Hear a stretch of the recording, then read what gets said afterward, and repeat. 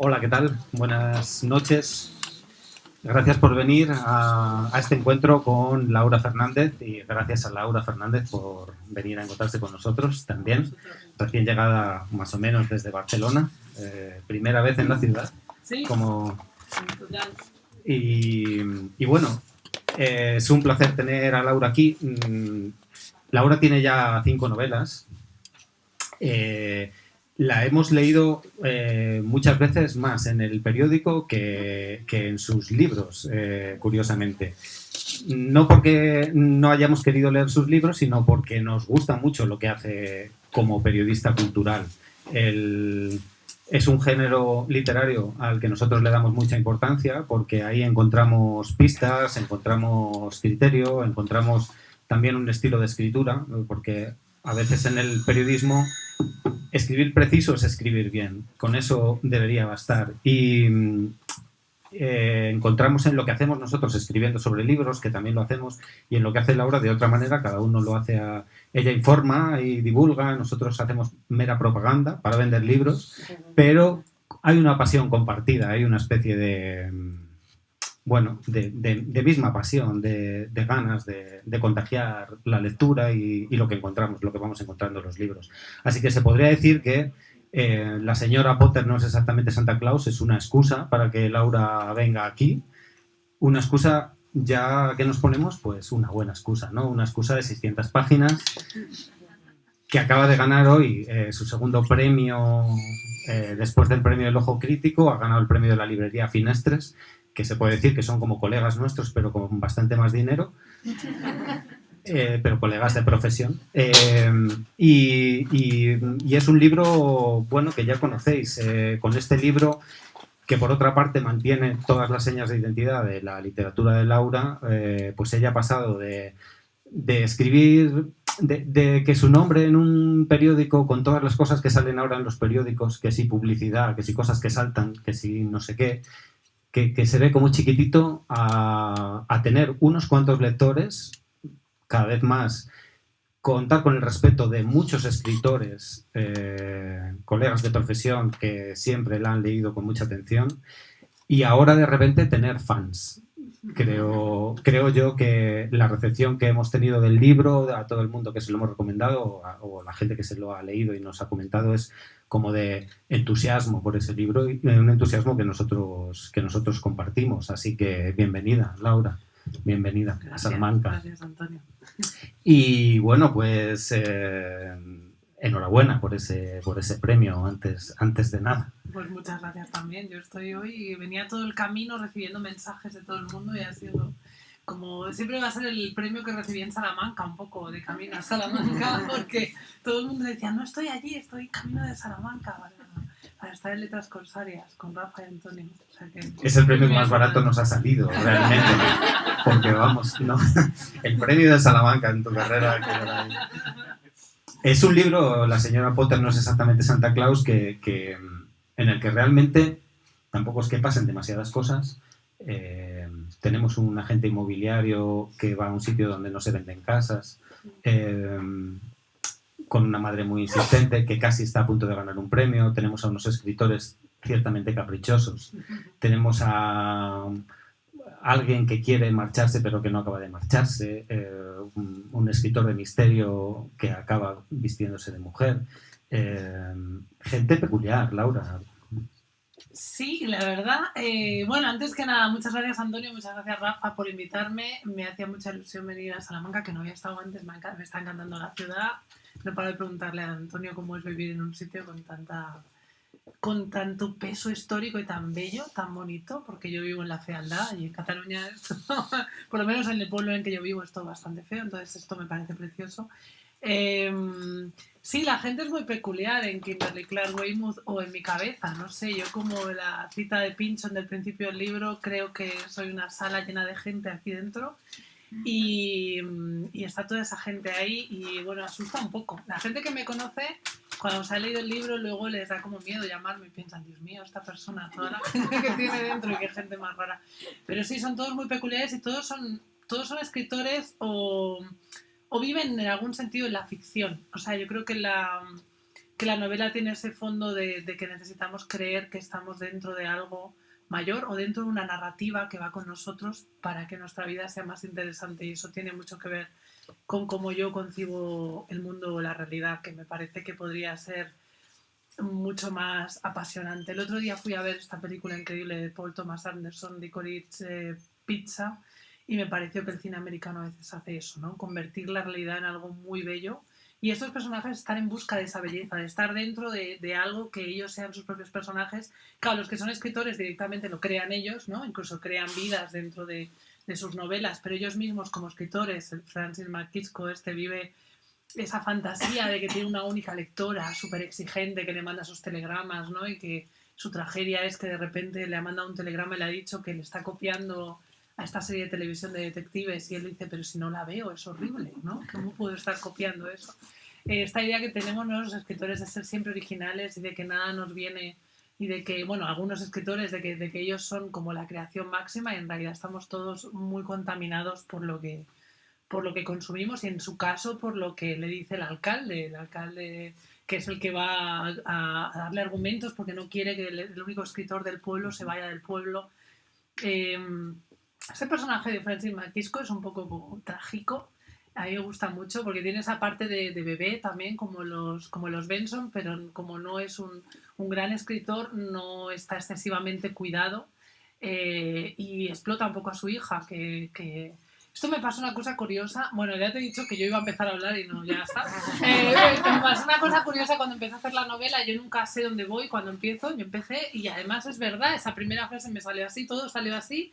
Y hay un diario que lo atestigua. Yo tengo un diario de la novela y cuento tal día, he escrito tal cosa. Y en el segundo capítulo que el personaje de Bill, que es este personaje que se quiere ir de la ciudad porque quiere cerrar la tienda de souvenirs de la señora Potter, porque está hartísimo del legado de sus padres, en realidad, del peso de la figura del padre muerto, se va por la ciudad de camino a la agencia inmobiliaria y se cruza con esta chica, Katz McKisco, que es la agente en prácticas de la policía. Y de repente ocurre que le invita a tomar una copa y pienso, no. O sea, yo cuando estaba escribiendo dije, ¿por qué? Pues si ahora tiene que hacer eso, ¿por qué tiene que ahora? Y en realidad era inevitable que se enamorase de él porque su situación es idéntica, pero al revés. Es decir, ella cuida de un padre artista que es un pesado, que la obliga a hacer cosas, y querría solo admirarlo, como le pasa a Bill, ¿no? Bill, en cambio, su madre no está, le envía esos cuadros que pinta, y solo tiene lo mejor de su madre, pero Bill quiere a la madre, ¿no? Y en cambio ella dice, ¿por qué tienes que querer a la madre, no? Sería como yo, tendrías ese padre. Los artistas son así, ¿no? Son gente que demanda más de lo que da. Y era inevitable que Katz McKisco y Bill se enamorasen, o que ella estuviese enamorada de él porque él vive en ese otro mundo en el que solo quería irse de allí, ¿no? Pero digamos que los personajes surgen para que la historia se cuente. Yo soy muy fan, muy de Stephen King, muchísimo. O sea, es prácticamente la persona que me enseñó a escribir leyéndolo. Y cuando leí Mientras escribo, que es un libro que recomiendo a todo aquel que quiera escribir, porque te da unas ganas enormes de escribir, lo quieres dejar a cada página para ponerte tú a escribir todo el rato. Él dice que él odia los argumentos, odia las tramas, porque él parte siempre de una situación. Y es verdad, tú lees cualquier novela de Stephen King y siempre es gente atrapada en algún lugar, o gente pues en el apocalipsis, o gente en un hotel, o siempre es gente en una situación, y a partir de ahí la historia se desarrolla. Y él tampoco sabe dónde va. Y a mí me pasa un poco igual. Yo veo el lugar, en este caso solo tenía el personaje que quería marcharse del pueblo por algo concreto, que no sabía qué era, y el que acababa de llegar y que le iba a ayudar a marcharse del pueblo. Y empezó todo así, pero necesito enseguida gente con la que hablar porque no sé describir espacios. Entonces, como decía Vonnegut, el estilo depende de tus limitaciones, y me gusta que la gente habla todo el rato. Entonces necesito mucha gente con la que hablar, y por eso hay 100 personajes, y luego los personajes me encantan y me enamoro de ellos y empiezan a crecer y son gigantescos y son todos muy raros. Sí. Has dicho en alguna parte, creo que era en el prólogo a la nueva edición de Bienvenidos a Welcome, que te planteabas tus libros como parques de atracciones en los que jugar, ¿no? Total, y en los que tengo la sensación, digo ahí en el libro ese, de que desaparezco.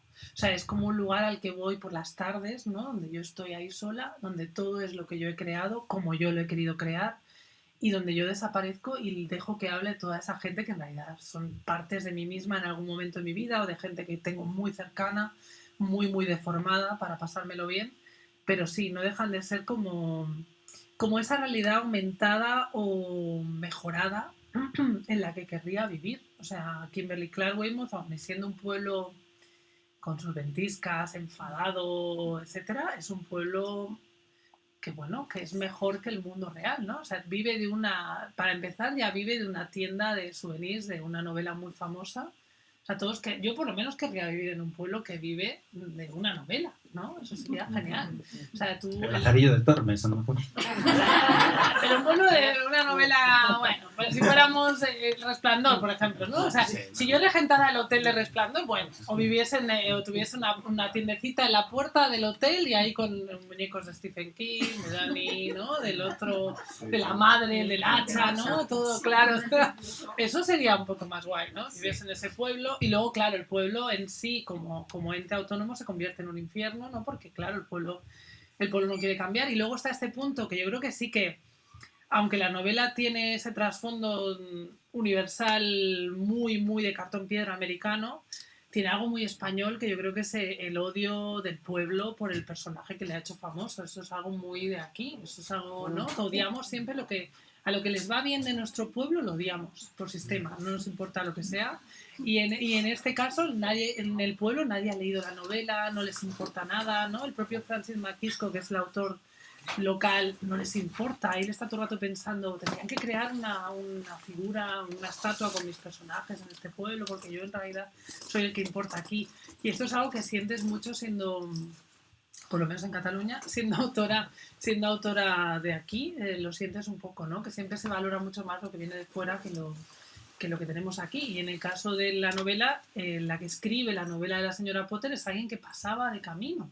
Se para un momento, decide empezar a escribir esa novela, ambienta esa novela en ese pueblo y de repente ella es la que se hace súper famosa y el pueblo de repente queda esclavizado para siempre por la ficción de... Es un regalo envenenado. Exacto. Al pueblo. Totalmente, sí, sí. Un hechizo, a lo mejor, de Es esta señora. Sí, yo creo que sí, porque malhumorada, propia... por otra parte. Exacto. Que habla con su todoterreno, también hay que decirlo. Una señora enfadada que habla con su todoterreno, que escribe en las... Claro, yo, aunque no lo parezca, bueno, no sé, pero en cada personaje de la novela hay guiños a otros escritores todo el rato. Por ejemplo, Luis Cassidy Feldman, aparte del nombre, que Cassidy es un cambio de Neil Cassidy, que es el que inició, bueno, el que motivó un poco en la carretera de Jack Kerouac y el personaje como heroico para la generación Beat. Ella escribe en mesas de camping como Hunter S. Thompson, que es un autor que me gusta mucho. Bueno, yo voy cogiendo cosas de escritores que me gustan y luego al final tiene una maleta blanca estropeada como el protagonista de Almas Muertas de Gogol. Bueno, yo voy metiendo cosas así que solo las veo yo todo el rato, pero a lo mejor alguien la ve, ¿no? Pero yo voy metiendo detalles todo el rato. De hecho, Chichikov, el personaje de Almas Muertas, sale como otro personaje dentro de la novela también, que es la Katz Makisco esta, cuando se le va un poco la cabeza y piensa que es varias personas a la vez. Una de ellas es un detective que se llama Chichikov. Y entonces está todo, sí, o sea, ese personaje de Luis Cassidy Feldman está muy enfadado y digamos que lega ese enfado a la ciudad también, ¿no? Porque la propia novela de la señora Potter encanta la ciudad y la ciudad no quiere ser solo la ciudad de la señora Potter. Entonces está muy enfadada Kimberly Clark Weymouth, dice, pero a la vez el encantamiento hace que sea cada vez más fría, ¿no? Que realmente se convierta en la ciudad de la novela. Toda la novela va sobre lo que somos en realidad y lo que los demás creen que somos. Y eso, la ciudad es en la que más se ve, eso yo creo. Lo que los demás creen que somos al final nos contamina hasta el punto de que parecemos realmente eso, como le pasa a la ciudad, que aun y estando enfadada no deja de ser fría, no deja de ser todo lo que la novela ha dicho de ella, es lo que cada vez es más la ciudad y eso está bueno, en la superficie de todo lo que contiene. Lo que contiene son un montón de personajes que, como ella, son cada vez más ellos, porque los demás creen que son exactamente eso, pero no. Pero ellos son muchas otras cosas, ¿no? El alcalde Jules, por ejemplo, hay un momento muy triste y muy tierno en el que él está con esa mujer que tiene, que no para de insultar y decir cosas horribles, Doris. Hay un personaje como monstruoso y él la mira pensando en qué momento pensé que era buena idea casarme con esta mujer, ¿no? Llevo no sé cuántos años casado, ¿por qué estoy con esta mujer, no? No sé, hay náuseas de los personajes de cada día. Bueno, vamos creciendo como personas también y cada día eres en cierto sentido alguien distinto y todas las decisiones que has tomado te parecen erróneas o correctas en función del día en el que estás, ¿no? Y todo eso en la novela se ve, todos los personajes están como corriendo de un lado a otro constantemente. Como yo pensaba realmente en las bolas de nieve, que cuando las giras, los copos intentan como escaparse de la cúpula, pero al final acaban cayendo y aceptan lo que hay, ¿no? Vas a caer, estás ahí ya, no vas a salir de ahí. Pero de entrada quieren como escapar de la cúpula. Y tenía esa sensación todo el rato con los personajes y con la propia novela. Un momento cuando la releí pensé, es como si la novela se pusiera en pie y estuviera corriendo hacia algún lugar. De alguna manera al principio corre mucho y luego empieza todo a tener la forma es como más tranquila, pero el inicio es como que está desesperadamente corriendo hacia algún lugar, incluso a nivel estilístico. Hablando del estilo, que es una de las primeras cosas que...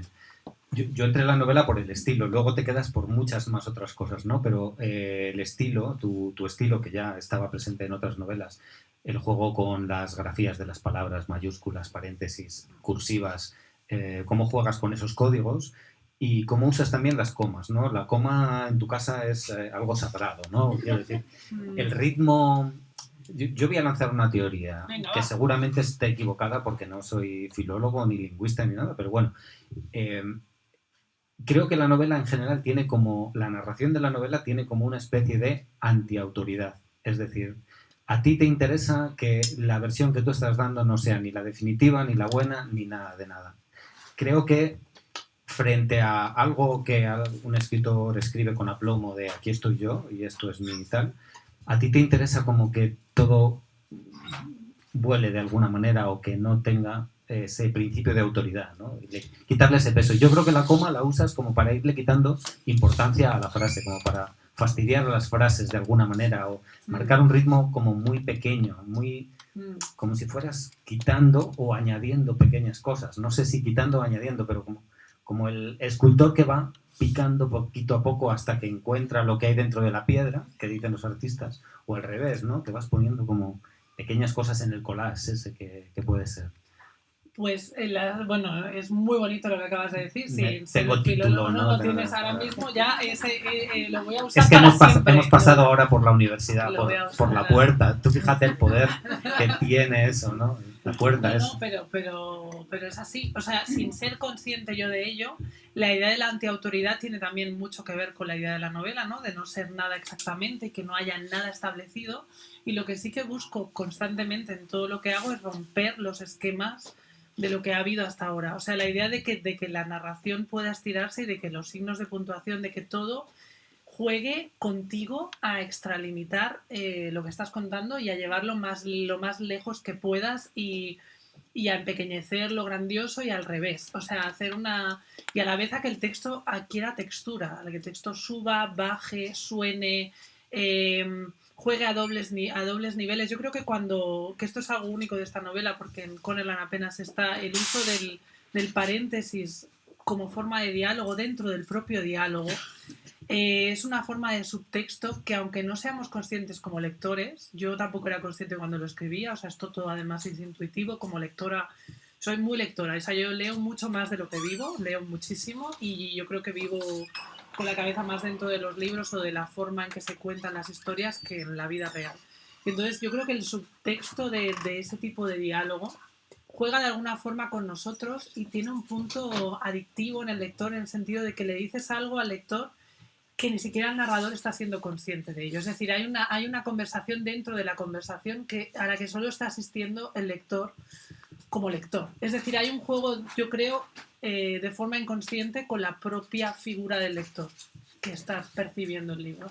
Y eso va también contra la autoridad de que el libro es algo único. El libro es algo el libro es algo con pasadizos un poco, ¿no? Laberíntico, en el que cada lector entra de la manera que quiera entrar y está percibiendo cosas que el escritor ha puesto allí para que las perciba, para que juegue con ellas, para que, como decía Samantha Schweblin, para escribir en la mente del lector. O sea, el lector es escritor de esta novela también, en el sentido de que ningún personaje tiene una edad concreta, no hay nada que exista en realidad, todo lo que nombro es inventado. Entonces cada uno, os lo podéis imaginar, cada uno tiene una idea de cómo es la señora Potter, de cómo es Bill, de cómo era Madeline, la madre de Bill, de cómo era Sam.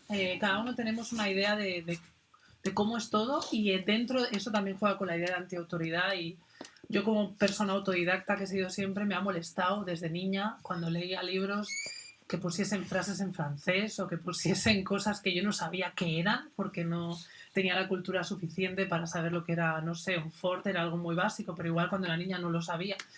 Y siempre me ha molestado eso, que ciertos lectores entren a un libro sabiendo más cosas que otros. No me gusta nada. O sea, la idea de que cuando leemos de niños leemos desde el punto cero, leemos todos a la vez, leemos todos igual, leemos el mismo, un libro distinto cada uno, pero a la vez partimos del mismo punto. Hay muchos juegos, pero si no los encuentras no pasa nada, la novela se disfruta exactamente igual. Y tiene que ver todo con la idea de la antiautoridad, de esto de aquí es un juego. Cuantas más cosas sepas a nivel lector, más vas a ver, pero no más vas a disfrutar, sino que vas a ver más guiños, pero en realidad puedes partir desde el punto cero, que vas a hacerte una novela tuya, única, y sin darme cuenta, además, incluso en el juego de cada título, de cada capítulo, que es algo que se me ocurrió al final, estoy todo el rato interpelando al lector, porque el lector está contigo todo el rato, o sea, aunque no, porque yo como no sé nunca lo que va a pasar en mis novelas, mi primera lectora soy yo, entonces yo también como lectora me gusta el juego previo conmigo misma, ¿no? De qué está pasando aquí o cómo voy a hacer esto. Yo me acuerdo cuando llegué a la escena de que Bill y su madre se tienen que encontrar, porque hay una escena en la que se encuentran. Pensé, he llegado a la escena de la novela, ¿no? ¿Cómo voy a hacer esto ahora? O sea, yo misma pensaba, Dios mío, se van a tener que encontrar.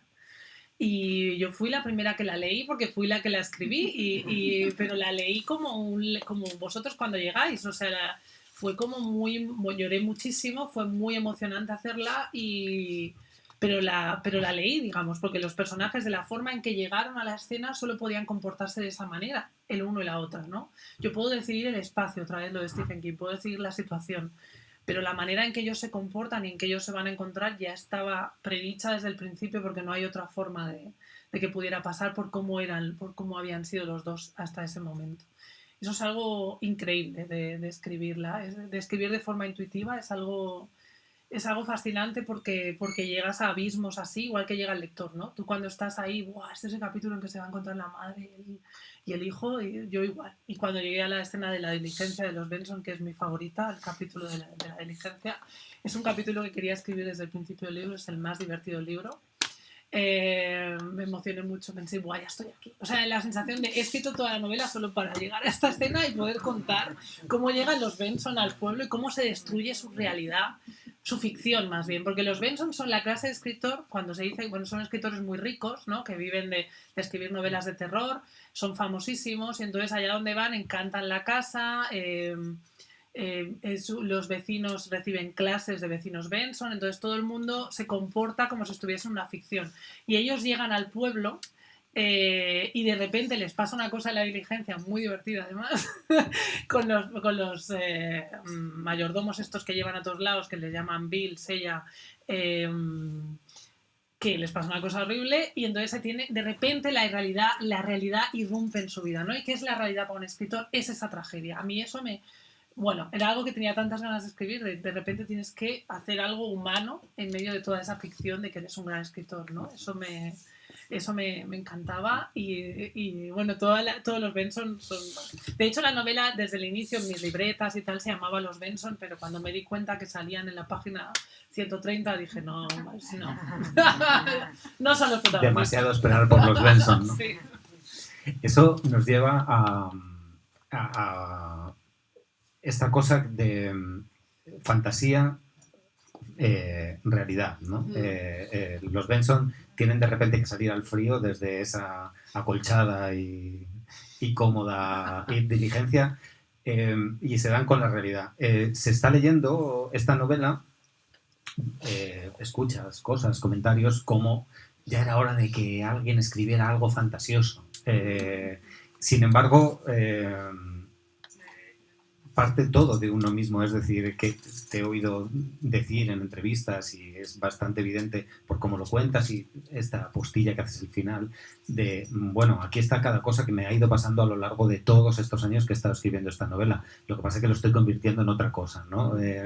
Creo que es interesante porque no es contraponer autoficción, que es una línea predominante ahora mismo en el mercado narrativo, con fantasía, sino que, bueno, tú consigues ahí esa cuadratura del círculo que se dé en la mano de alguna manera. Es que para mí la literatura es esto, o sea, es transformar tu vida diaria o lo que haces, ¿no?, en una historia y está todo ahí, es decir, está mi relación con mis hijos, mi relación con mis padres, mi idea de lo que soy como madre, de lo que he sido como hija, o sea, yo cuando Billy y su madre se encuentran es mi yo madre con mi yo hijo, hija, en este caso, o sea, en el caso de Billy hijo, pero vamos, era yo, encontrándose y diciendo, bueno, hemos hecho lo que hemos podido desde los dos lados, ¿no? O sea, la idea, para mí la literatura como lectora y también como escritora siempre ha sido se dice, hay muchas frases sobre qué es ser escritor o qué es la literatura dentro de la novela y una de ellas es no escarbar siempre la misma herida, que eso es algo que dice también Kiko Amat siempre, que tú tienes una cicatriz y la abres cada vez para volver a entrar en la herida. La herida toma siempre una forma distinta, pero en el fondo estás tratando los temas que te preocupan en ese momento y quién eres en cada momento. El hecho de haberla escrito durante 5 años, por las tardes, noches, una página al día, hacía que la novela tenga este rollo dickensiano, porque yo quería cada día pasármelo bien y contar muchas cosas, entonces casi en cada página hay una pequeña novela, en el fondo es muy frondosa por la forma en que está escrita. Si yo lo hubiera escrito en 3 meses, esto es imposible, o sea, esto es una novela de cocción muy lenta, muy larga, pero claro, en esos 5 años mi vida cambió muchísimo y cosas que pensaba al principio sobre la maternidad o sobre ciertos temas me cambiaron durante el proceso o yo aprendí. O sea, lo importante de la literatura es que utiliza las figuras de lo literario, no hablo tanto de la fantasía, sino de, como decía Ursula K. Le Guin, es un realismo de una realidad más amplia, es decir, la realidad más amplia es el ser humano, da igual donde ambientes la historia. O sea, yo siempre desde que era niña y empecé a escribir, pensaba, yo si algún día soy escritora quiero ser, bueno, ya que me ponía, ¿no? Quiero ser como Kafka. ¡Pam! Porque Kafka, tú dices el castillo, dices el proceso, y no hay una sensación de Praga, no hay una sensación de lugar, hay una sensación del ser humano, ¿no? O sea, tú eres un ser humano en un lugar atrapado por una situación concreta, eres una cucaracha, eres lo que sea, porque tu padre te está pisando, pero es un ser humano atrapado por una situación concreta utilizando toda lo que nos da la literatura para contar cómo te sientes. Da igual dónde estés. Yo he utilizado todo este arquetipo norteamericano porque es con lo que he crecido. Yo siempre digo lo mismo, pero es la verdad. Yo he crecido en un barrio de las afueras de una ciudad industrial donde no había ningún tipo... Aquí por eso me interesa mucho cómo vivís aquí, porque el peso de la historia, la belleza del lugar... Yo allí no tenía nada, había un descampado detrás, el bloque de pisos, el colegio delante, mis padres en la fábrica y todo el día sola en casa leyendo libros. Y yo veía las series de televisión por las noches, a las 8 de la tarde, Blossom, estas cosas como familias perfectas, ¿no? Que estaban siempre en casa, los hermanos se querían, se ayudaban, hacían cosas. Y yo pensaba, bueno, eso hay que aspirar, ¿no? Y para mí la ficción ha sido siempre eso. Era ciencia ficción, pura y dura. O sea, no era... Tu familia era gente cansada que llegaba a casa y tú habías calentado un poco la cena, cenabas, te ibas a dormir. No era eso, no era gente que va al béisbol, tú jugabas un partido de voleibol y no venían a verte tus padres nunca, ¿no? Esas cosas, es lo que pasa aquí. Entonces yo vivía eso como la idealización y entonces yo... Siempre que he construido historias las he construido a partir de lo que he visto ahí, porque la ficción para mí... O sea, yo quería vivir ahí dentro, yo vivía ahí dentro y cuando empezaba a crear cosas, siempre también he descubierto a base de preguntármelo también, que yo escribía antes de escribir, porque estaba en mitad de ver una serie de estas, una película, y me iba corriendo con los muñecos a intentar acabar la historia mejor de lo que yo creía que iba a acabar en la película. Y luego ya empecé a escribir, pero siempre era en estos ambientes, porque para mí esos ambientes eran los referentes reales. Lo otro no me gustaba nada. Era como, pero ¿por qué tengo que hablar de algo triste cuando puedo inventar algo que me saque de aquí, ¿no? O sea, si esto ya lo vivo, es algo que no entiendo yo del realismo puro, es si yo ya estoy viviendo esto cada día, de ir a Hacienda, de ir a la Seguridad Social, si es algo que no quiero vivir y que tengo que vivir obligatoriamente, porque cuando me pongo a escribir un libro que son horas y horas de tu vida, también tienes que vivir eso, ¿no? O sea, vete lejos, vete a estos sitios, ¿no? Donde en el fondo estás hablando de cosas que te duelen mucho, porque hay mucho dolor en la novela también, mucha tristeza, pero lo estás haciendo desde un punto de vista divertido, en el que, bueno, en el fondo, cuando a Kafka lo procesan, pues hay un punto de diversión, de decir, este señor, ahora porque lo dejan ahí tirado, sobre todo en América, por ejemplo, que está todo el rato durmiéndose. Yo me imaginaba siempre a Kafka que escribía por la noche durmiéndose él mientras escribía y ponía, el señor se duerme, ¿no?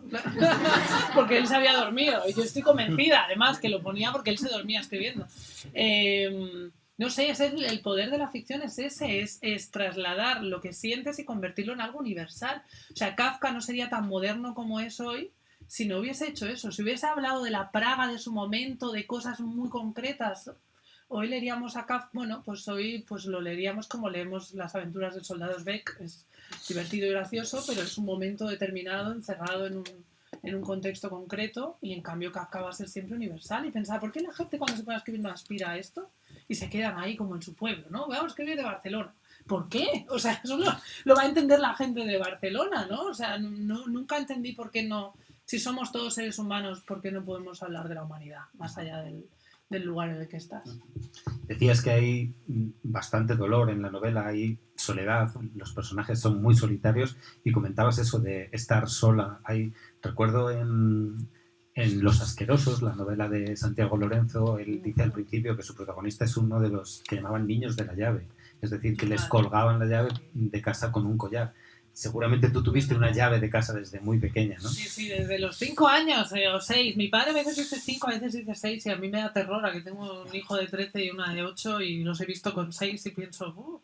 Y ahí me dieron la llave en un momento en el que yo no sabía distinguir una llave de otra, y me la tuvieron que poner de colores porque yo no sabía cuál era la de la puerta de abajo y la del piso. Y sí, yo pasé, claro, yo volvía del cole y me quedaba ahí esperando a que llegara un momento en que en la televisión pues no había tampoco cosas para niños muchas, entonces solo jugaba con muñecos o leía, y sí, he sido una de esas niñas. Entonces, claro, lo que veía en América pues era como, ¿pero por qué? ¿Qué hacemos aquí? O sea, un billete de avión, yo me quiero ir a esa. Mira esa gente que bien vive, ¿vale?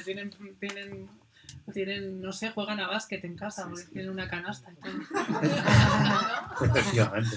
Antes de que aquí hubiera baloncesto todavía. Claro, aquí no teníamos nada. Claro, sí. Hay una sensación como de decorado también. Es decir, como ya he visto esto, y de hecho juegas un poco con eso en la cita de Stephen King desde el principio, ¿no? Ya has estado aquí antes, todo nos suena, todo está a punto de cambiar. Hay una nueva perspectiva de las cosas. Hay también una cosa muy inquietante, que es que uno de los personajes tiene en su sótano una maqueta de una ciudad a escala sumergida, que ya lo de sumergido me parece una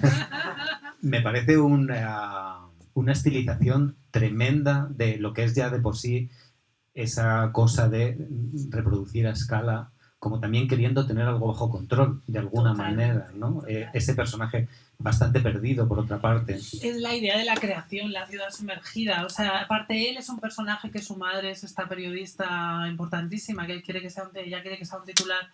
Él se siente muy pequeño, pequeñísimo, entonces él se está haciendo una ciudad a escala en la que él se pueda sentir bien. Y aparte está sumergida porque es algo prohibido, en cierto sentido, está bajo tierra, está en otra dimensión, digamos, es algo que no va a pasar nunca.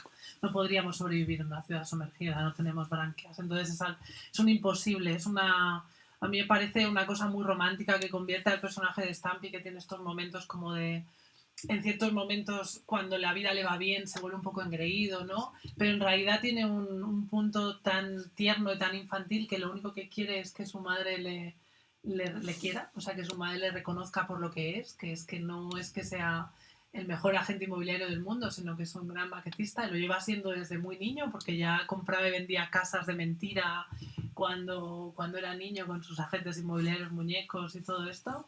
Me parece la figura de Stampy me parece como también el corazón de la novela. Y quizá es con el personaje con el que me siento más identificada, incluso hasta el final.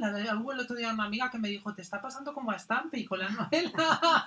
O sea, al final te están reconociendo tus cosas raras que hacías y tal, al final el reconocimiento te está viniendo por ahí cuando tú finges, ¿no?, que eres periodista y haces todas estas cosas porque te gusta mucho leer y haces artículos muy entusiastas con lo que te gusta, pero en realidad lo que tienes bueno es lo que escondes en el sótano, que es todas estas cosas que haces. Y sí, es un personaje que además es el forastero que viene de fuera, ¿no? Tiene un punto western cuando llega y además quiere vivir como en ese otro planeta que para él es Kimberly Clark Weymouth, es como el pueblo de la señora Potter, es un lugar que no existe y él también se va a convertir en ficción. Me gusta mucho la idea de que el pueblo de alguna forma te transforma en personaje de ficción cuando estás allí. Porque la ficción siempre acaba bien. Tengo la sensación de que en la ficción las cosas se solucionan, se pueden solucionar. En la realidad no. En la realidad cuando las cosas van mal dadas, van mal. Y la ficción siempre puedes cambiar una coma, siempre puedes cambiar un adjetivo y las cosas se solucionan. Y los personajes, o yo misma, aspiro un poco a eso cuando escribes. Al final esto es psicoanálisis puro y duro, luego lo lees y dices, madre mía, cuántas cosas hay ahí, pero cuando lo estás escribiendo no eres nada consciente, estás pasándotelo bien, yo pienso que me lo estoy pasando bien, y luego cuando llegan los momentos tristes llegan y pienso, ya no me lo paso tan bien. pero también sirven. Sí. Hay periodistas, además, hay un mogollón de periodistas. Está la madre, que es como de esa otra ciudad más estirada y más intelectual, más Sí. que Kimberly. Está la periodista de raza, digamos, que habla con su pelota de tenis porque está sola y hace un periódico fancinero basado en rumores y en un momento dado encuentra como a su media naranja periodística, que es este hombre despistado que aparece por allí con 5 hijos. Con 5 hijos gramáticos, son, ¿no?, gramatólogos que casi todos. Como que está deseando abandonar su vida, como dice que está como pegado a la mesilla, ¿no? Está como atado a sus cargas familiares, podríamos decir. Y entonces, de repente hay una confluencia ahí entre esa periodista que no acaba de encontrar su sitio y él, y forman una redacción y dicen, siempre he soñado con una redacción, ¿no? Tú que no has estado, que no te gustaban demasiado las redacciones. Bueno, habrá parte de ti como periodista ahí o no, pero hay como una pulsión por el periodismo. Y luego está esta niña que espía todo y que es realmente un poco la especie de miurga del pueblo, ¿no? Sí. Es como quien tiene las claves. Entonces siempre hay alguien como observando y alguien contando e interpretando. Sí, eso es algo que me gusta mucho del periodismo. Más allá de que yo sea periodista, en las novelas siempre, en todas hay periodistas, periódicos, tal, porque son una muestra de cómo se cuenta la realidad. Tú como lector estás viendo la realidad de una manera y luego ves cómo el periodismo coge un trozo de esa realidad y lo transforma. De qué forma el periodismo es siempre una posición ante la realidad también. Y cómo es de manipulable la realidad a partir de cuando tienes una figura de poder que es un periodista. O como no, cuando en este caso de Aileen McKinney, que por cierto el nombre de Aileen McKinney, me acordé el otro día, es el de Nathaniel West, que es un personaje que sale también, que patina y demás, es un escritor muy famoso de la generación perdida, que para mí es eslabón perdido entre la generación perdida y la posmoderna americana. Se murió en un accidente de coche cuando volvía para ir al entierro de Fitzgerald, y iba con su mujer que se llamaba Aileen McKinney, y por eso están los dos juntos en el bar. Me hacía gracia que se llamase como ella. Pues esta periodista sí que tiene mucho de mí, de todo el proceso de destrucción del periodismo en el que he vivido los últimos 16, 17 años desde que me dedico a esto. Yo empecé en una redacción, me lo pasaba muy bien. Luego la redacción del periódico enseguida acabé siendo freelance, trabajaba desde casa, pero a veces escribía en redacción.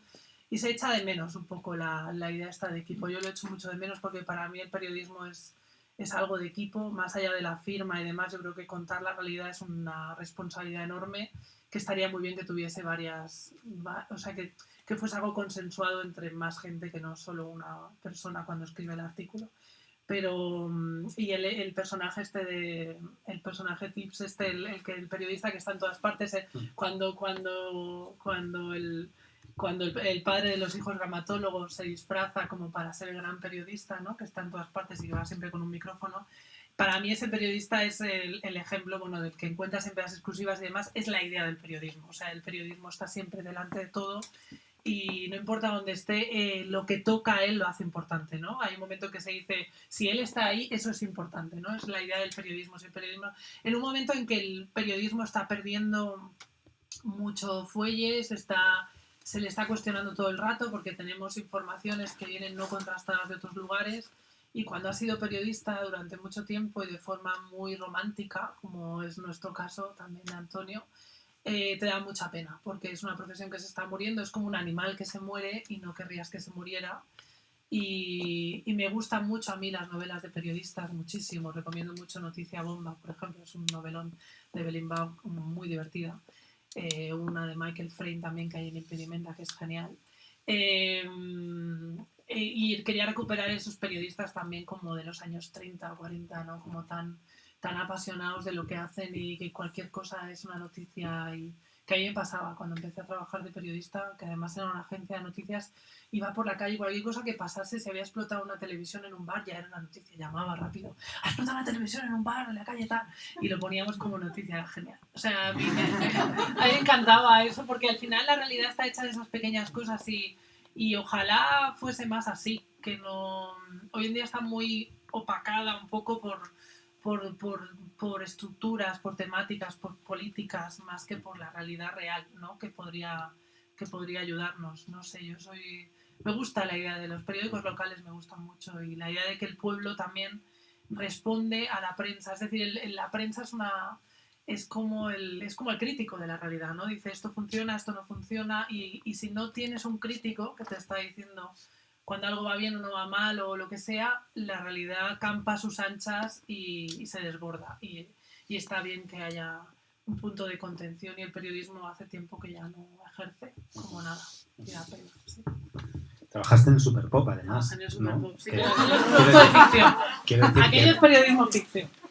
No puedo contarlo. Creo que, bueno, has trabajado en El País, o sea, trabajas en El País y todo esto, pero quedémonos con lo importante, ¿no? Superpop. Superpop era periodismo ficción, y esto fue cuando, o sea, yo esto he contado 25 millones de veces, igual todo el mundo lo sabe. Esto es muy triste, lo voy a contar. En realidad es un personaje de los míos. Yo me pasé mi vida, mi adolescencia, queriendo entrevistar a Leonardo DiCaprio, Kim Cameron, a toda esta gente que salía en el Superpop. Todos tenían pósters ahí en casa.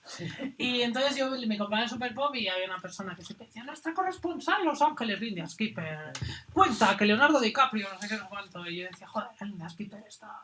Lo vea todo el mundo. Pensaba yo, pues yo de mayor quiero ser Linda Skipper. Bueno, pues pasan los años, fundido a negro como una película de Hollywood, pasan los años, aparezco yo en la redacción de Superpop, hago la prueba, no sé qué, me cogen un verano y entro allí en la redacción. Había 3 personas, 3 y 2 directoras. O sea, 3 personas escribiendo, 2 directoras, era maravilloso. O sea, a mí eso ya de entrada me vuelve loca. Sí, sí. O sea, ver esa fantasía de personas ahí mirando los textos mientras tú escribes, solo son 3 y hay 2 para verlos, es increíble.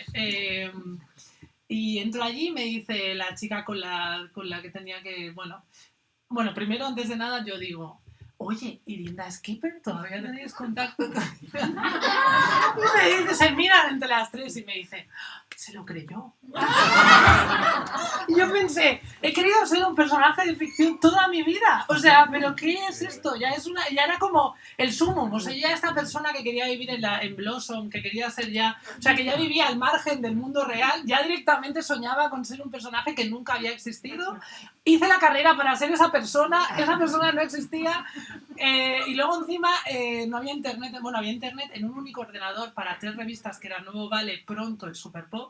Imaginaos, no sé, no sé, 40 chicas allí en cola para consultar internet, entonces Superpop directamente no usábamos internet y era todo inventado. Todo era inventado, todo.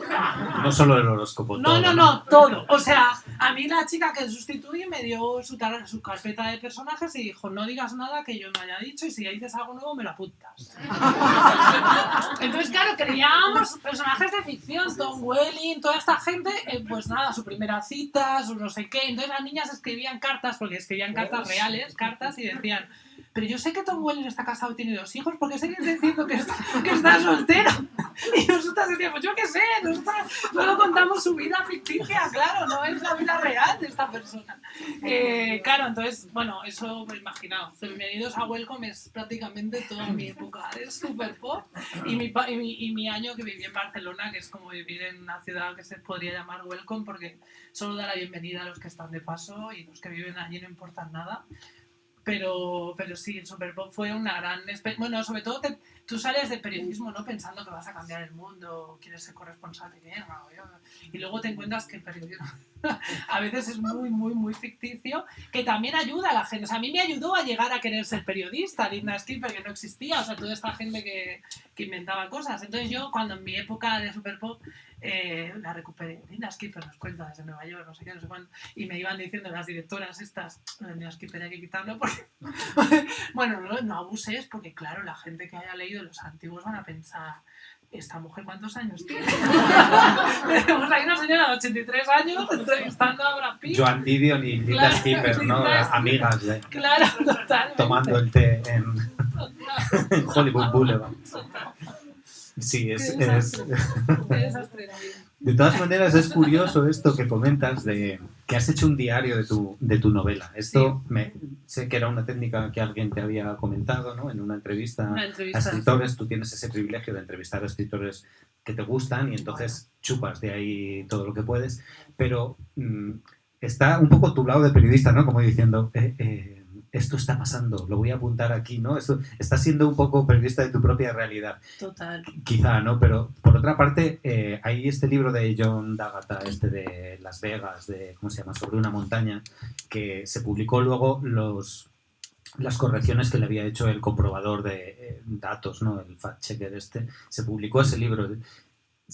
Seguramente no lo vayas a publicar el diario, pero sería curioso ver ese diario, ¿no? ¿Es una obra en sí misma guay. o cómo funciona? Yo creo que sí, porque es un diario en el que me pregunto, pues como cuando sale la primera vez Bill, me pregunto a mí misma cómo se va a llamar, cómo se puede llamar el personaje. Lo guay del diálogo, del diario, es que más que periodismo es casi como hablar con otro yo que está dentro de mí. Es increíble, porque me pregunto cosas y me responde.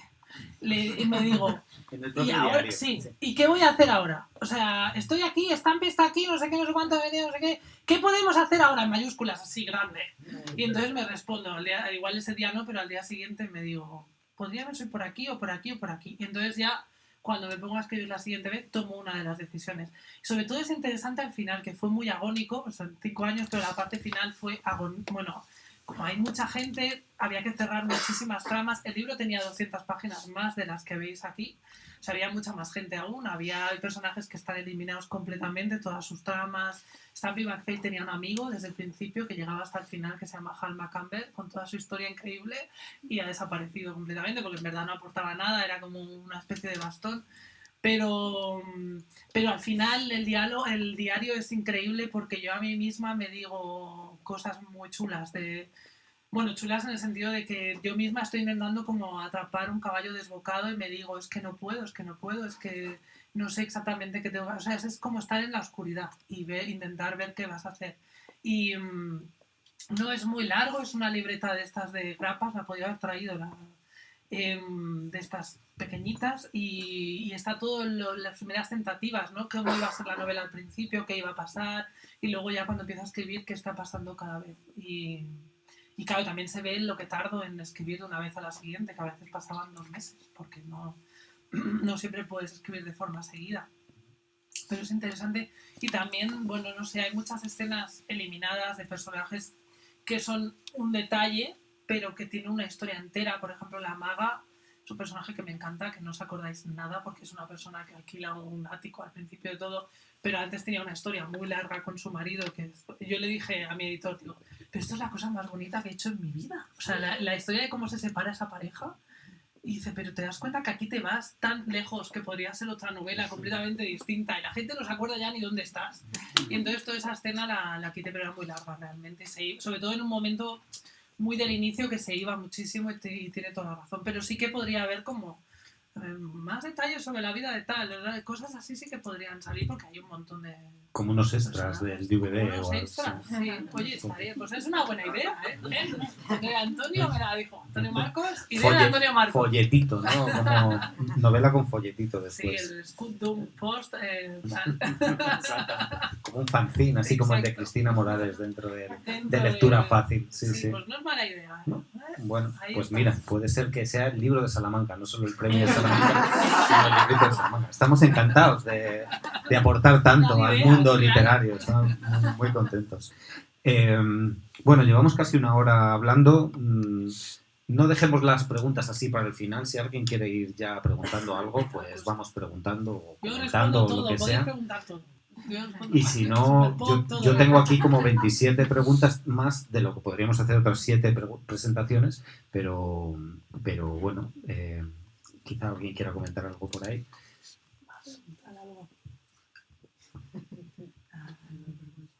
Sí, esto pasa. El otro día tuvimos una presentación donde hubo como 5 o 6 preguntas y nos quedamos muy sorprendidos. Madre mía, qué de gente. Yo tenía ahí apuntado un nombre así como, no lo he apuntado en mayúsculas porque lo iba a ver enseguida, que es John Fante. John Fante, somos muy fans de John Fante. Estuvimos ahí, nos pidieron por el 50 aniversario de Anagrama o algo así, como que eligiéramos una obra de los compactos y elegimos La Hermandad de la Uva. Y recuerdo de esa novela que el padre del protagonista de esa novela, cuando veía a su hijo con un libro bajo el brazo, porque leía, no porque escribía, aunque en el fondo es el mismo personaje siempre, que es Bandini, ¿no? Arturo Bandini, le señalaba con el dedo y se reía de él por la calle, es decir, le humillaba por leer. Y creo que John Fante tiene mucha importancia en tu aceptación como escritora, ¿no? Totalmente. Para empezar os diré que mi hijo se llama Arturo por Arturo Bandini y él creía que era por el rey Arturo y le he dicho, no, ya verás, cuando crezcas un poco lo leas, ya verás que no. A mí me pasó porque además lo leí a la vez que empecé a trabajar en Super Pop con 20 y pocos años, leí Preguntaré al polvo y pensé, guau, este personaje de Arturo Bandini he sido yo toda mi vida. O sea, esa sensación... Estáis delante de una persona que nunca se ha tomado en serio, pero en realidad sí. O sea, yo iba al colegio y les decía a las compañeras de colegio, si se me rompía cualquier cosa en la bamba, guardaos esto que yo en el futuro seré muy famosa, les decía así. Pero en realidad era por reírme, por pasármelo bien. Pero entonces me di cuenta que Arturo Bandini, cuando va por la calle, va pensando, algún día todo el mundo recordará que Arturo Bandini pisó esta baldosa de esta calle. Y yo pensé, Dios mío, soy yo. Y además era un tío que solo había escrito un cuento ridículo, El perrito que reía, se lo da a la única persona que se lo pueda leer, no sabe leer, le enseña a leer para que lea el cuento. La persona luego dice, me da igual el cuento. O sea, es esa idea del fracaso absoluto y máximo, pero tú vivir en la ficción de que eres un gran escritor, a mí eso me ha fascinado desde el principio. Aparte me ayudó a tomarme la vida como una comedia. O sea, para mí John Fante hacía eso, tiene un entusiasmo por la vida, está tan viva la literatura de John Fante, está viva. Y tuve la gran suerte inhumana de conocer a Dan Fante, su hijo, y de decirle que mi hijo se llamaba Arturo por su padre, y de tomarme cervezas y cafés con él, y de que me hablase de su padre. Cosas preciosas como que John Fante, yo soy muy fan de Hamsun también, de Noor Hamsun, que bueno, Fante hizo, el Pregunta del polvo es Hambre, el libro de Hamsun, pero reescrito modernísimamente y claro, ¿cómo superas a un Nobel? Pues haciendo esa maravilla que hizo. Es el mismo libro, en realidad pasan las mismas cosas, pero mejor, digamos, o sea, con más humor, aunque el otro también tiene. Pues él firmaba todos sus libros de casa, de la biblioteca, John Fante los firmaba como Noor Hamsun. O sea, llevaba la firma, entonces me parece precioso. El detalle me parece dan ganas de abrazar a John Fante en la distancia, donde quiera que esté, pobre hombre. Y además es un escritor que no tuvo reconocimiento jamás en su vida, excepto porque al final Bukowski lo rescató, pero ella estaba en el hospital cuando se reeditó tuvo la mala suerte que Preguntar al polvo se publicó el año que se publicó el Mein Kampf en la misma editorial. Con lo cual su libro fue como enseguida cancelado, como ahora, pero a lo bestia, entonces que no tenía nada que ver, pero la editorial era la misma en América. Bueno, para mí es un personaje fundamental que me hizo amar la idea del escritor. Yo creo que en todas mis novelas habrá y hay siempre un Arturo Bandini, siempre. En esta el que más lo es Francis Maquisco, es el más Arturo Bandini que hay y es el más yo en cierto sentido, pero en el fondo Luis Casey de Spellman también tiene un punto Arturo Bandini porque ella se cree más importante también que todos lo tienen, porque en el fondo los Benson también, sobre todo el marido Benson. Sí, todos tienen ese punto de... Que luego también es un personaje que encontré de otra manera más crepuscular en el Kilworth Truth de Vonnegut. Es mucho más crepuscular el perdedor, ¿no? Que tiene un único lector, pero es una cosa más triste lo de Kilworth Truth, porque él es consciente de su perdición. En cambio, Arturo Bandini es un personaje que vive la vida como sea. Bueno, es genial porque si no habéis leído Preguntar al polvo, el hombre envía cartas a su editor, que es Mencken, y envía cartas con los cuentos y le dice, mira, me estoy muriendo de hambre, solo como naranjas, no sé qué, no sé cuánto. Le envían las cartas increíbles y el editor le dice, el cuento es una mierda, pero la carta la voy a publicar como cuento. Me quito la firma y entonces le manda un cheque y el otro encantado se compra tantas cosas que de repente se da cuenta que no tiene dinero para comer otra vez. Es genial, es la vida. O sea, para mí Arturo Bandini es la idea misma de estar vivo. Es genial, sí, me encanta. Sí, es un escritor que nos gusta demasiado, sí, está muy bien. Y tenía ese aspecto además de tipo duro y tal, ¿no? Es como... Lo era, las memorias del hijo son durísimas. Sí, era un... Cuidado. Tienes otra de tus grandes así influencias son los posmodernos americanos, ¿no? Tú cuando oyes ahora tú abres Twitter y tal y siempre hay alguien insultando a otro llamándole posmoderno, ¿no? Sobre todo estos debates que se dan así entre la izquierda ahora, ¿no? Como de tal. Entonces es como eres posmoderno y tal. ¿Qué piensas? Porque los posmodernos hablábamos hoy de qué bien que sean estas editoriales que han arriesgado publicando a esta gente que no han vendido nada, pero que de alguna manera he podido leer, ¿no? Bueno, han llevado la literatura adelante, la han extralimitado, han roto la idea de la trama, han jugado con la belleza del contar, no solo el qué, sino el cómo. Yo, por suerte, no veo esas cosas, porque la política no me interesa nada, no veo nada. O sea, yo vivo en mi burbuja, que solo leo libros y de hecho en Twitter ahora solo me salen cosas de mi novela, porque la gente me escribe y tal, y de Stephen King. No sé, solo me sale eso, entonces no veo nada más. Vivo alegremente. O sea, Twitter puede ser una gran burbuja, si lo pones bien, las cosas, no ves nada de eso. Entonces, no lo sé, yo siempre lo reivindico, me siento muy vieja cuando lo reivindico, porque tengo la sensación que, claro, lo postmoderno americano son años 60 del siglo XX y 70 si me apuras. Tengo la sensación, por otro lado, que hay muy poca gente que los ha leído, que no saben, tengo que deletrear los nombres a veces y tal, porque no saben bien, Robert Coover, esta gente. Pero yo creo que dentro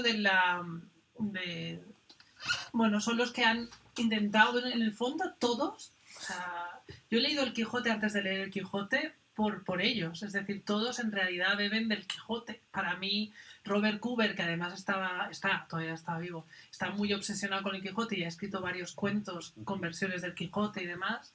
La idea de romper la narración, de jugar con la idea del narrado y el que narra y de todo está ya dentro del propio Quijote. Entonces es algo que sí, es muy, muy antiguo, es antiquísimo. O sea, Cervantes inventó la novela moderna, la posmoderna y lo inventó todo a la vez y ya está. Y además lo inventamos nosotros y es algo que de lo que presumimos de aquella manera, porque no presumimos así, porque inventó la posmodernidad también. Y toda esta gente, sin embargo, lo ama y lo acepta y lo admira. O sea, yo sé de estos escritores que por suerte algunos los he podido entrevistar también, como Robert Coover, que aprendieron español solo para leer El Quijote, por esa obsesión de cómo llegó a jugar con los límites del lenguaje y de la forma. Yo soy de esa tribu, como leo más que vivo y estoy más ahí dentro, y ahora estoy muy contenta porque estas editoriales que arriesgan y como Sexto Piso, o en su momento como fue Anagrama, que los publicó también a todos, a Vonnegut, a Brautigan, a Coover, Ahora de Conatus está haciendo lo de Joshua Cohen, que es un posmoderno contemporáneo. Ben Marcus también salió el año pasado, el de las norteamericanas, que son posmodernos contemporáneos que hacen cosas muy, muy extrañas con la lengua. Y tenemos muy buenos traductores y eso genera lenguaje para los escritores de aquí. A mí me está generando lengua en la que yo puedo moverme y con la que yo puedo crecer. O sea, nunca agradeceré suficiente esas ediciones a esos editores arriesgados que por vender 500 libros o menos los compraron, los tradujeron, los publicaron y han creado escritores, están creando escritores cada día. Es que yo veo cada libro que sale, el mío también, es una inversión también de futuros escritores. O sea, si alguien se enamora de un libro, quiere escribir ese libro, que es lo que me pasó a mí con los primeros libros de los que me enamoré. Pensé, yo quiero hacer lo mismo que ha hecho esta persona. Y lo intentas a su manera y con todas las maneras posibles que tienes a tu alrededor. Y estás haciendo siempre cantera, aunque no te des cuenta, cuando editas y cuando escribes también. Y es importantísimo que haya variedad y que no estemos solo en un único sistema. Y bueno, yo no siento nada cuando dicen cosas de posmodernos porque no me entero, pero yo los voy a defender siempre y aunque quede viejo y no sé, y no nadie lo entienda, yo digo posmoderno, se termina de decir Pynchon, que es el que está vivo y es el más famoso, ¿no? Pero aún así, gente que haya leído a Pynchon, aparte de Frank Matute, que es un crítico que conocemos Antonio y yo, poca gente conozco de verdad, que puedas hablar de algún libro concreto. O sea, es como Joyce también, ahora que se ha cumplido todo lo que se hablaba mucho. Se ha agotado la edición de Alba, la de Lumen se ha agotado estos días, sí. Sí, está agotada, no aquí, o sea, pero en general. Aquí también, quiero decir, sí. Quiero decir que no es que se nos haya acabado a nosotros, sino que han agotado la edición que habían hecho, una edición centenario con la... Wow. Bueno, me parece Bueno, muy es interesante, maravilla. sí, claro. Sí. El otro día hicimos una cosa que fue abrir unas cuantas páginas al azar, como 10 o 12, y copiar un cacho de y está muy bien, es un libro muy divertido. Muy divertido. Muy divertido, sí, es verdad. Es una caja de herramientas. A mí me parece que ese libro lo tiene todo. Como escritor, ese libro tendría que ser la Biblia. Te lo pones al lado, lo abres por cualquier sitio, están todos los géneros, están todas las formas, está el tipo de cómo te vas a enfrentar a cada situación. Es un vodevil. Como escritor es una caja de herramientas total. Sí. Bueno, antes de que te quedes aquí firmando todos esos libros de la señora Potter, brevemente, Laura, creo que vas como con las ideas por delante de las manos, ¿no? Que tienes, que piensas tus novelas, tus próximas novelas. ¿Estás ya en algo? Porque también sé que, o por lo menos tienes varias cosas abiertas a la vez, artículos, tal, no sé qué, como Mázquez Montalbán, que decía Manuel Vicent, ¿no? Como, tiene 3 máquinas de escribir y en cada una tiene una cosa. Yo soy así, pero con archivos de Word. Con archivos de Word. Ya tener 3 ordenadores es un poco, sería un poco abusar. Sí. ¿Algo, ¿Se puede contar algo? Yo qué sé, yo lo cuento, pero en realidad está mal. Nada, voy a contar solo, voy a decir que sí que tengo, o sea, como tardo tanto en hacer las novelas, tengo pensadas desde hace mucho tiempo, casi tanto como la señora Potter, 2 novelas muy largas también, porque en realidad como partes de la situación no sé qué va a pasar en ninguna de las dos, tengo como las escenas iniciales, pero la nueva, que sí que la he empezado ya, aunque estoy tanteando, porque ahora estoy todo el rato por ahí, todo el rato yendo a sitio, pasa en un crucero. Entonces, y hay escritores de libros de viajes, mogollón. Es como un torneo de escritores de libros de viajes, que es un tema que me interesa mucho porque además de lo que parto, que no tengo nunca ninguna idea, ahora tengo ya un montón de personajes pensados, muchísimos, además ya historias entre ellos y tal, pero parto siempre de una idea. En este caso era que el personaje quería cambiar su origen, pero luego se acabó convirtiendo en un montón de cosas. Pero ahora tengo la sensación de que voy a hablar sobre lo inestable de la realidad, que en el fondo es lo que nos ha pasado con la pandemia. Tú crees que las cosas son de una manera y en realidad son de otra. Y me parece que la idea de la literatura de viajes, que en el fondo es un yo que impone una idea de un lugar también o de un sitio, de un momento, también es un yo, no deja de ser inestable, porque si yo o sea, la idea de que viajen 30 escritores de viajes a un mismo lugar y cada uno escriba una novela distinta o algo distinto, te da una idea de cómo de inestable es lo real, en el fondo, de cómo depende siempre del punto de vista. Entonces creo que el punto de partida es ese, pero no sé dónde me va a llevar, no sé nada, tengo un nombre ya de trabajo, pero luego como los Benson se va a llamar otra cosa, pero bueno, pero tengo ganas de sentarme a ponerme, eso es lo peor de que las cosas vayan bien, sí. Porque yo normalmente acababa una novela y cuando ya empezaba, al día siguiente empezaba la siguiente, y ahora aún no me he podido poner con viajar y hacer cosas. El éxito. No lo diremos muy alto, Claro. porque tampoco luego mañana ya va. Hay que disfrutar de los pequeños éxitos, ¿no? Sí. Bueno, Laura, pues encantado de tenerte por aquí y te dejo aquí con tus lectores y lectoras. Muchas gracias, Antonio. Gracias.